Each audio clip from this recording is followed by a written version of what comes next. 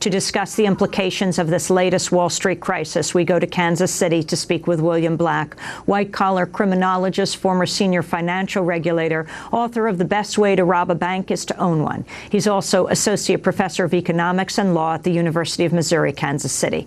William Black, welcome to Democracy Now! Can you please explain what happened at JPMorgan? Well, I can try. One of the things about this kind of derivatives is that it's extremely opaque, and we only have JPMorgan's side of the story at this point without any real investigation, and JPMorgan's story doesn't make a whole lot of sense.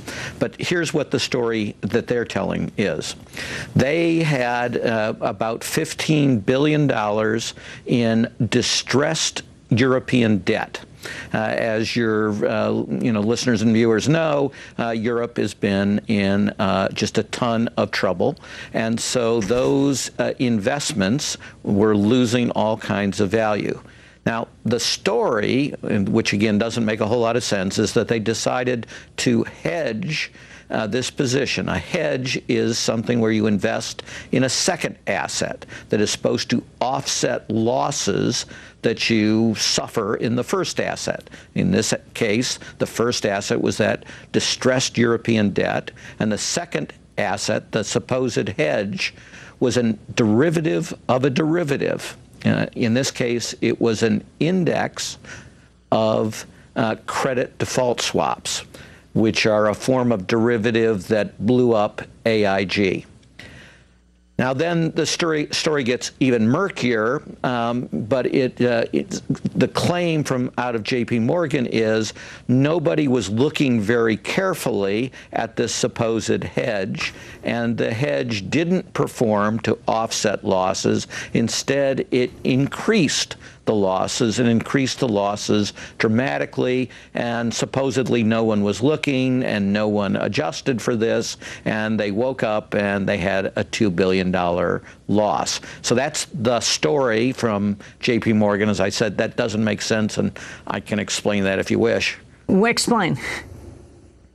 Okay, so first, if you have distressed European debt, you're supposed to have already reserved against the losses in it. So why hedge the position at all? Just sell it. Get rid of these incredibly risky assets before they can suffer any additional losses. If you've already got loss reserves, you don't even have to recognize a loss because you've already reserved for it. So you shouldn't have had to hedge, period. Second, if you were going to hedge, you should have hedged. And the way you would hedge something like this is to buy a credit default swap protection against the bad assets. That would hedge. In other words, if you lost on the value of the European debt, the credit default swap would go up in value, and you would be protected against loss. Instead, they have allegedly bet in the opposite direction by buying this derivative of a derivative. If the European debt lost value, the derivative of the derivative was also likely to lose value. Well, that's not a hedge. That's a double speculation in the same direction. You're doubling down on the bet. And the reason you're calling it a hedge is because it's illegal under the Volcker rule to speculate in this fashion. So the story coming out of JPMorgan doesn't make any sense as a financial matter.